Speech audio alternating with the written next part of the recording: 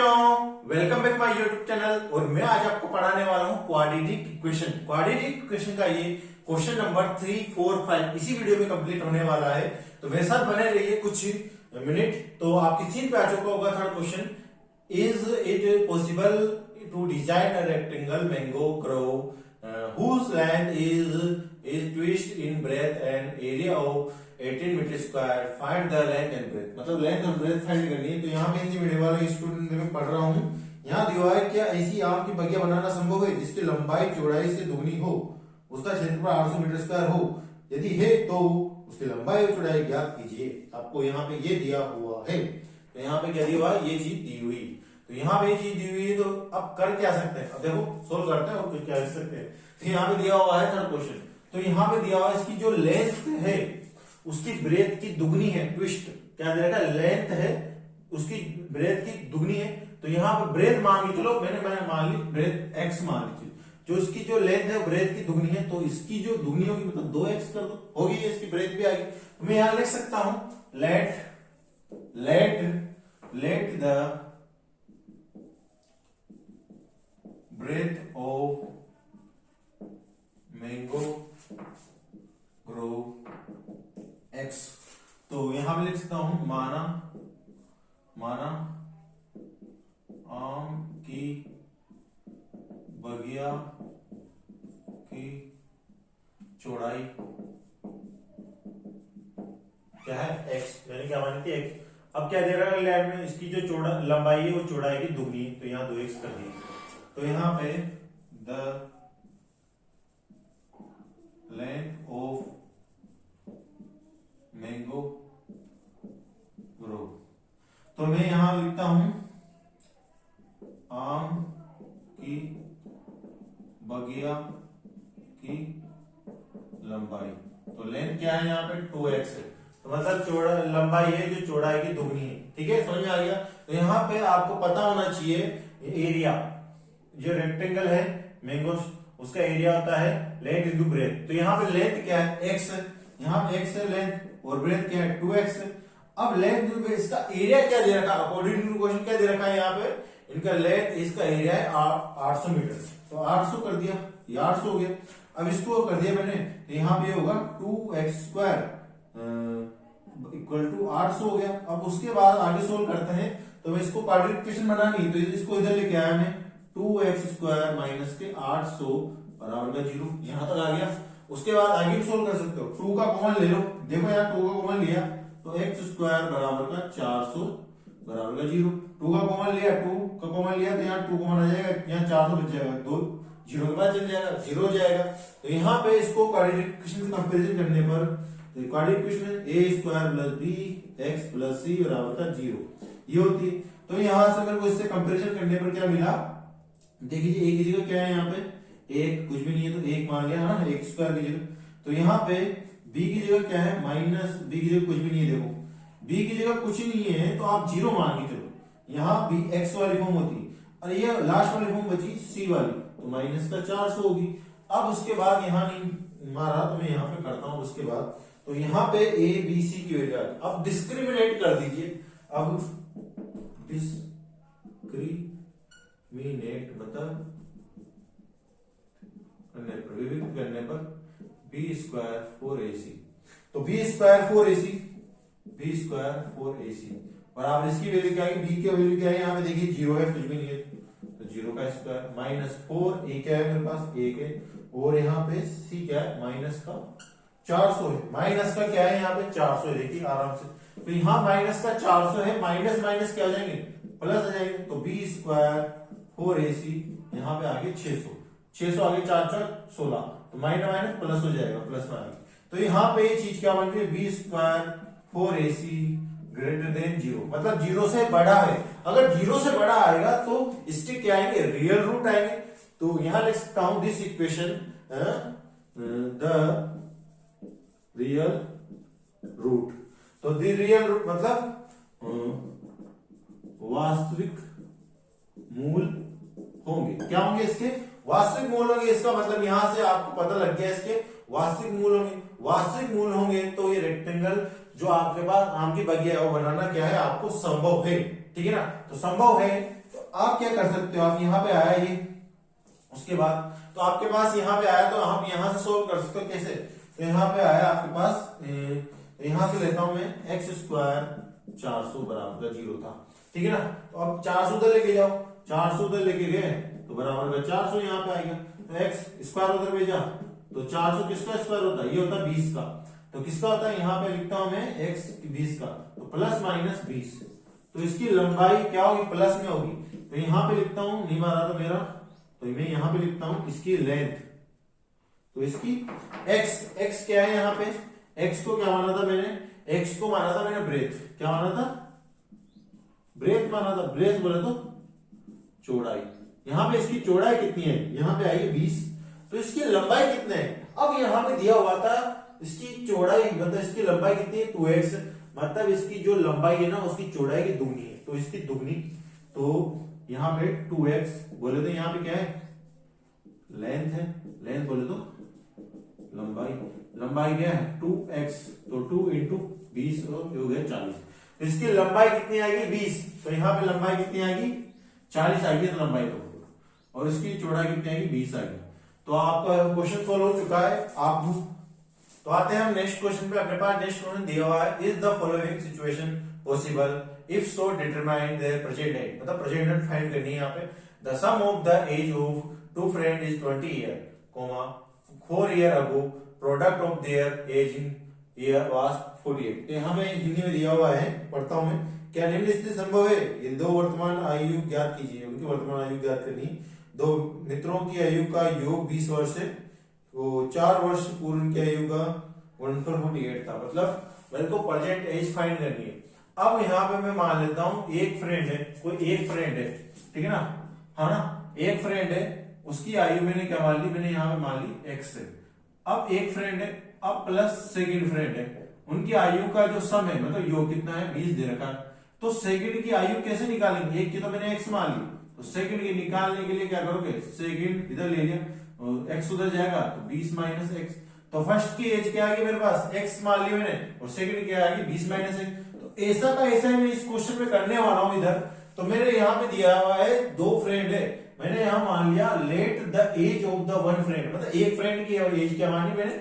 यहाँ पे एक्स मान ली, एक्स ईयर, मतलब 1 साल है एक फ्रेंड की।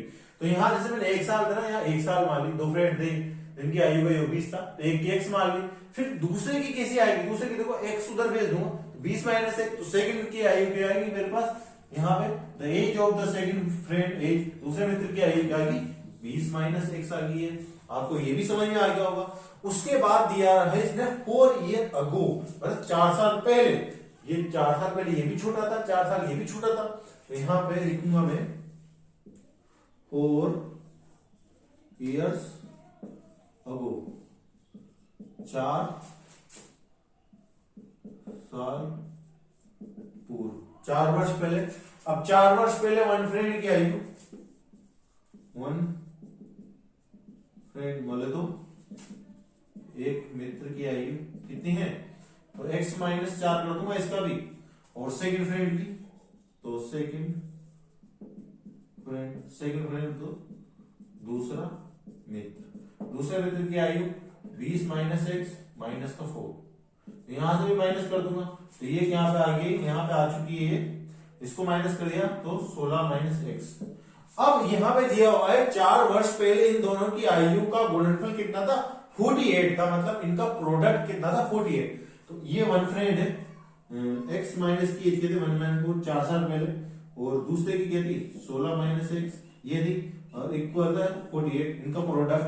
ठीक है, अब इसको सोल्व करते हैं आगे। इसको सोल्व करते हैं, कैसे करेंगे? एक्स का 16 से किया तो 16 एक्स आ गया, फिर एक्स का एक्स से किया तो माइनस एक्स का स्क्वायर आ गया, फिर 4 का इससे किया तो 16 32 16 33 16 चौक 64, तो माइनस का 64 बोले तो 64 फिर 4 का इससे किया तो माइनस प्लस 4x बराबर का 48। अब यहाँ पे 48 आ चुका है। उसके बाद हम सोल्व करते हैं। इसको सोल्व करने से कैसे करेंगे देखिए आप। तो एक्स स्क्वायर वाले फॉर्म को मैंने आगे लिख लिया, एक्स स्क्वायर माइनस का, यहाँ पे देखो माइनस का, फिर मेरे पास आया प्लस का 16x, फिर उसके एक्स स्क्वायर वाले फॉर्म के बाद एक्स वाले फॉर्म यहाँ लिख दी, फिर देखिए प्लस का 4x है, फिर मेरे पास यहाँ के माइनस का 64, 48 में यहाँ लेके आऊंगा 48 बराबर का उत्तर निकल के 0 लेगा। तो यहाँ से नहीं मारा मैं यहाँ पे करता हूँ। उसके बाद देखिए आप यहाँ पे एक्स स्क्वायर है, यहाँ पे क्या बच गया एक्स स्क्वायर है। तो एक्स स्क्वायर है यहाँ पे, तो 16 और 4 कितने होते हैं प्लस का 20 एक्स हो जाएगा, यहाँ माइनस का ही। तो यहाँ पे 64 और 48, तो माइनस माइनस क्या हो जाएंगे यहाँ पे प्लस हो जाएंगे। तो प्लस हो जाएंगे और माइनस का चिन्ह आएगा 112 बराबर का 0।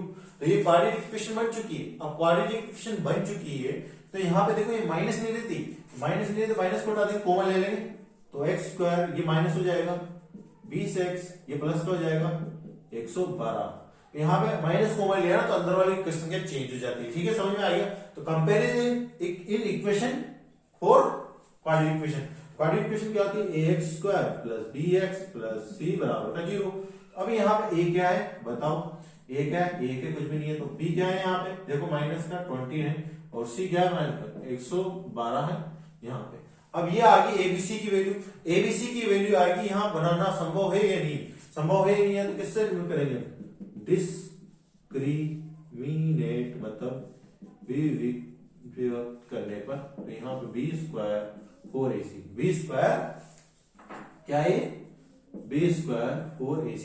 अब बी स्क्वायर 4ac तो बी की वैल्यू क्या है यहाँ पे 20 माइनस का स्क्वायर माइनस का 4, a क्या है 1, c की वैल्यू क्या है यहाँ पे 112। अब यहाँ पे 20 का स्क्वायर कितना होता है अपने पास देखिए आप, 20 का स्क्वायर होता है माइनस का 20 माइनस का 20 ये कितना माइनस माइनस प्लस हो जाएगा, पर ये हो जाएगा 400, ये हो जाएगा 400। उसके बाद यहाँ पे देखो 4 है 4 और 4 को इससे इंटू करेंगे तो अपने पास आएगा 448 आएगा यहाँ पे। तो फिर इसके बाद 400 में 48 घटाएंगे तो बड़ी संख्या छोटी संख्या घटा रहे हैं तो माइनस का 48 आएगा। यहाँ पे माइनस का 48 मतलब आने का मतलब यहाँ पे ये है कि यहाँ पे कौन सी कंडीशन बन रही है बी स्क्वायर 4ac, ये क्या है B square 4ac greater than 0 मतलब 0 से छोटा है, 0 से छोटा है। तो 0 से छोटा है तो यहाँ पे इनकी आयु एज प्रेजेंट एज आयु फाइंड नहीं कर सकते, तो not defined in present age. तो यहाँ पे लिख देंगे हम not defined in present age, यहाँ पे फाइंड नहीं कर सकते। तो आते हैं नेक्स्ट क्वेश्चन है। नेक्स्ट क्वेश्चन पे अपने पास नेक्स्ट क्वेश्चन आपकी स्क्रीन पे आ चुका होगा। It is possible to design a rectangular park whose perimeter is 80 and area is 40 meter square question mark if so find the length and breadth, मतलब लेंथ और ब्रेथ फाइंड करनी है। इसको पॉसिबल है या बनाना नहीं है ये बोला गया। क्या परिमाप 80 मीटर तथा क्षेत्रफल 800 मीटर स्क्वायर एक पार्क को बनाना संभव है, यदि है तो उसकी लंबाई और चौड़ाई ज्ञात कीजिए। मतलब इसकी लंबाई और चौड़ाई को फाइंड करना अगर इसको पार्क को बनाना संभव है या है। मैंने मान लिया रेक्टेंगल पार्क ऐसा होता है तो रेक्टेंगल पार्क की लेंथ मैंने ये मान ली एल, ब्रेथ मैंने क्या मान लिया बी, मतलब लंबाई को एल से प्रेजेंट करता है और चौड़ाई को बी से प्रेजेंट करता है। तो इसका आपको जानने से पहले आपको पता होना चाहिए इसका पेरीमीटर बोले तो परिमाप। परिमाप क्या होता है, ये होता है चारों भुजाओं का योग। तो यहाँ होता है 2 लेंथ प्लस ब्रेथ, मतलब 2 लेंथ हो गया लंबाई प्लस चौड़ाई, 2 लंबाई प्लस चौड़ाई होगी। इसका क्षेत्रफल क्या होता है, इसका एरिया, लंबाई इंटू चौड़ाई मतलब लेंथ इंटू ब्रेथ ये होता है। अब यहाँ पे ऐसे करते हैं क्वेश्चन, यहाँ पे मान के चलते हैं आपने माना let the length and breadth park, let the length